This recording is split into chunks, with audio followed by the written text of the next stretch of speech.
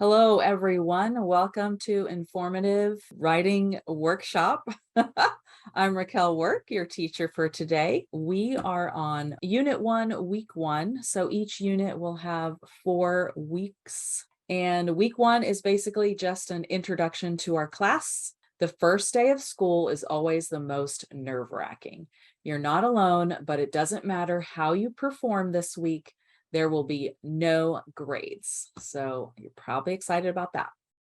All I expect is for you to listen, ask all and any questions that you want. And also I expect you to try your best. So not everybody's a good writer. I happen to be a person who was not a good writer.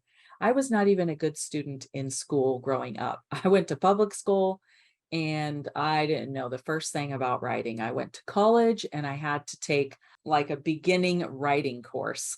I'm a writer now after, I'm 51 years old, so I can write now. And after, since I was homeschooling my kids, I tried it seemed like I tried all the writing curriculum and I didn't like any of them. So I decided, when I decided I wanted to be a writer, I started writing and noticed that my writing was not that good. So I just kept practicing and then kept teaching my own kids and those that were in my house. And so over time, I learned how to write well. And this is the fruit of my experience. So my writing program is different, obviously, because I created it from the top of my head and from my own experience.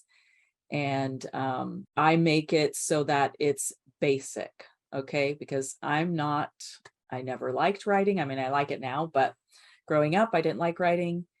And so if you don't like writing, I completely understand. But of course, you don't have to like writing to be able to write well. And I make it super easy for you to learn how to write well because I give you just a basic framework to work within. And I'm telling you, I use this exact framework in my professional writing. So hopefully it will work for you because it can work for anybody, really. It's just a framework. Like you can take this basic framework or foundation and build up on top of that. So when I'm writing and I get stuck and I don't know what to write, I always go back to this basic framework. And I'm an adult and professional writer now. So if you can learn this as a child, you might actually start liking writing. I am actually tutoring a 14-year-old, I believe, and she was not a good writer. She did not like writing. She felt super insecure about writing. And I just took her baby step at a time. And now she's writing, 5-paragraph essays from biblical research. And it's just amazing to see the growth. And this has only been about 5 or 6 months, but she's doing amazing. So I definitely have that same anticipation and excitement for you guys. So whatever you lack and can't do, don't worry about it. Skip it if you want. Now, if you are going to skip a lesson because you don't know what to do or don't know how to do it, please let me know because I might be able to help you. Or I might just say, you know what, let's skip that part. And what about doing this one part? I'll try to identify parts that you can do. So skip it if you want. That's okay. You can. Now you can't just say, I don't care. I'm too tired. I'm too lazy. Who cares? Writing is dumb. Like, don't skip it for that reason. Okay. Eventually I'll be able to help you. And like I said, you're going to grow if you put in the effort. There's no way for you to fail. All right. So if any of you are worried about failing, just forget about it, because if you don't do the assignment, that doesn't mean you're a failure. If you completely get the assignment wrong, that doesn't mean you're a failure. If your spelling is atrocious and you don't put any periods at the end of your sentences, you're not a failure. Okay. We're all at different places, and there's room for growth for all of us. I'll be there for you. So yeah. So that's my little rant or speech on you can do this. All right, so this week's assignment is fairly easy. So week 1 assignment, every title of the assignment will just say week 1, week 2, week 3. I don't teach with topics necessarily. I basically teach methods. So you're going to be learning a certain method, and it can span across the whole course. And I'll introduce a new skill every week. But for this week, since it's like our introduction and our overview week, I just gave you a basic assignment that helps me get to know you better. So on the top right, you'll see a box that's orange. You can put your name in there. And if you're on your assignment right now on your computer, then go ahead and type your name in there. So I'll put a pretend name. I'll say I'm Monique for today. And then day 1 says meet with Mrs. Work online. And then I just put describe class expectations. This is what I'm doing right now. And then I'm explaining the first assignment and teaching you how to use Google Slides. So this is Google Slides, and the way you can tell is over on the left-hand side is a yellow square. And we're not using Google Docs. Some of you are probably used to using Google Docs. And we're using Google Slides. And that way I can put the assignment on here and you won't delete any part of it. So if you're taking notes, you could say, I can do it, because that was my main message so far. So you just type in that box, and you can actually move the box around. But of course, I wouldn't want you to do that. You can click on the box and start typing. But, and then what if you delete the box? Oh my gosh, my box gone. What happened? What do I do? I'm freaking out. Don't freak out. All you have to do is press the undo button over here on the top left of the screen. And voila, it's back.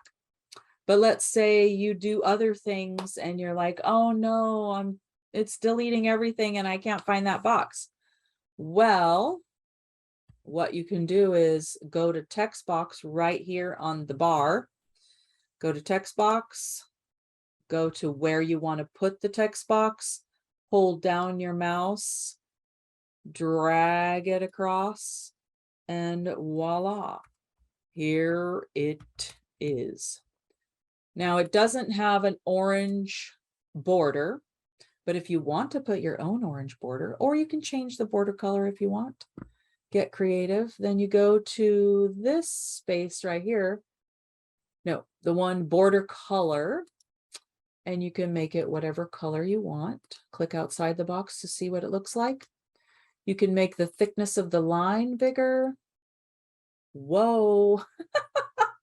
I'll be like, wow, that child got so creative. So that's how you use the text boxes. Now at the bottom of the assignment, I have a circle, and it says circle the thumbs up after you read aloud your best version of your essay to an adult or someone who is older than you.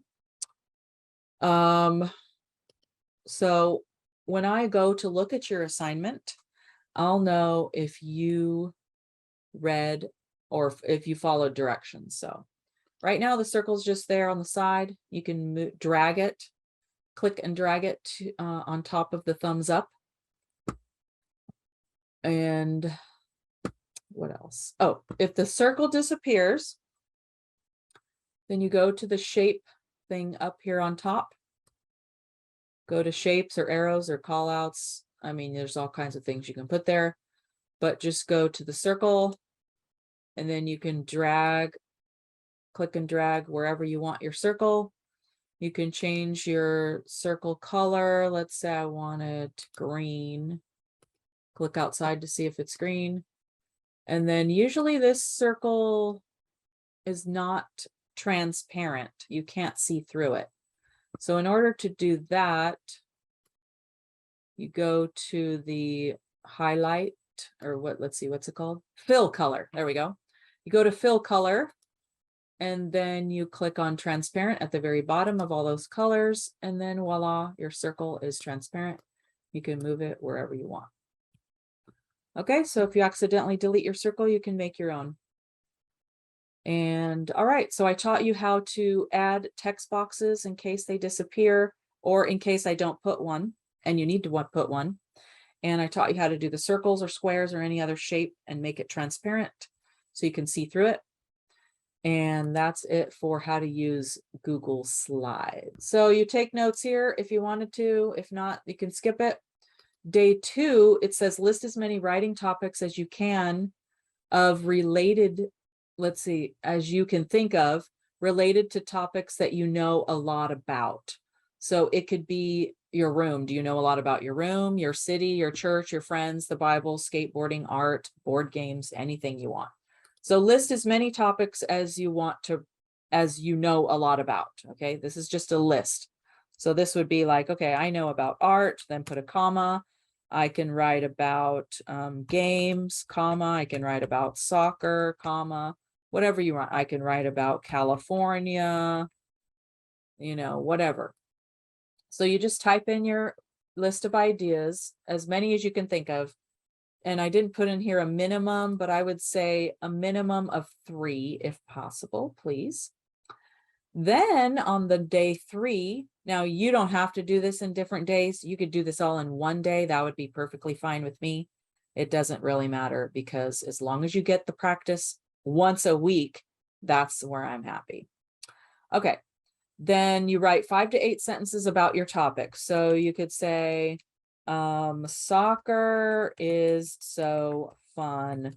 I love it because it is good exercise. It's easy to play because all you have to do is kick a ball.